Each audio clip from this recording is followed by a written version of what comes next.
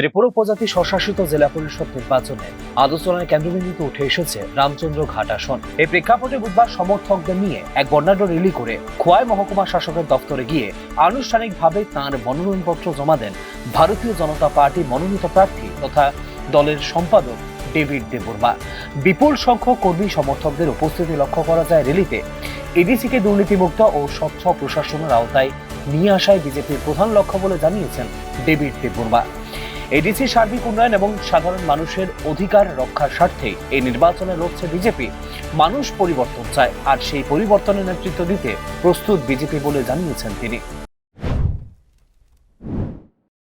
मैं शुक्रगुजार हूँ आप लोग आया और आप लोग ने बहुत बड़ा अच्छा काम किया और आप लोग ने देखा है आज का नॉमिनेशन क्वाइट डिस्ट्रिक्ट में सबसे बड़ा नॉमिनेशन हुआ है और इतना बड़ा नॉमिनेशन देख के मैं बोल सकता हूँ कि बीजेपी का जय निश्चित है और बीजेपी का भी इलेक्शन में हारता नहीं है और बीजेपी जीत गया दोनों सीट में है और बहुत बड़ा लैंडस्लाइड विक्ट्री होगा, बहुत अच्छा मार्जिन में जीतेगा हम लोग।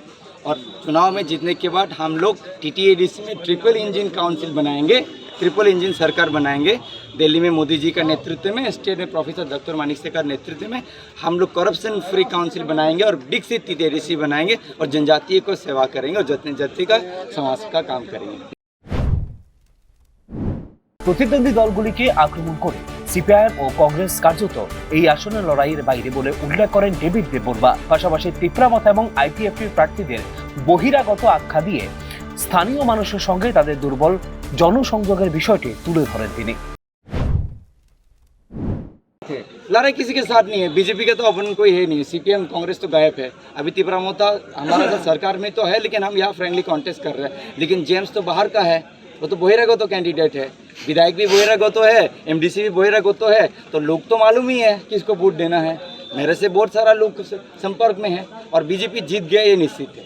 आप लोग जीतेंगे तो पहला काम क्या होगा? पहले काम हम लोग काउंसिल में बैठेंगे, उसके बाद हम लोग पहले ही बोल दिए करप्शन मुक्त काउंसिल बनाएंगे हम। Thank you. উল্লেখ করা যেতে পারে 2021 সালের এডিসি নির্বাচনে রামচন্দ্র ঘাট আসনে কোনো প্রার্থী দেয়নি বিজেপি। সেই সময় 18,423 ভোট পেয়ে প্রথম স্থান দখল করেছিল বিজেপির সহযোগী দল ত্রিপুরা মথা, যেখানে মোট ভোটার সংখ্যা ছিল 28,679। অপরদিকে 5,006 ভোট পেয়ে দ্বিতীয় স্থানে ছিল বিজেপিরই আরেক সহযোগী দল IPFT। এই আসনের রাজনৈতিক সমীকরণকে স্পষ্টভাবে নির্দেশ করেছিল সেই নির্বাচনের ফলাফল। তবে সম্পূর্ণ ভিন্ন প্রেক্ষাপটে অনুষ্ঠিত হচ্ছে এবারের নির্বাচন। প্রথমবারের মতো রামচন্দ্র ঘাট আসনে সরাসরি প্রার্থী দিয়েছে বিজেপি। স্থানীয় বাসিন্দা ও তরুণ রাজনীতিবিদ হিসেবে ডেভিড দেববর্মার প্রার্থী হওয়া দলীয় স্তরে সৃষ্টি করেছে নতুন উদ্দীপনা। ভোটারদের মধ্যেও তাঁর গ্রহণযোগ্যতা রয়েছে বলে উঠে এসেছে স্থানীয় আলোচনায়।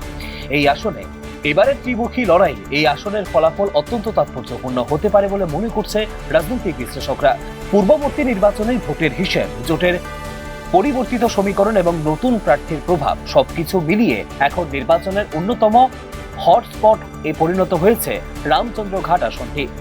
ফলে সব দিক বিবেচনায় বিজেপি প্রার্থী ডেভিড দেববর্মার পারফরমেন্সের দিকে এখন নিবিড়ভাবে কেন্দ্রীভূত রাজনৈতিক মহলের নজর।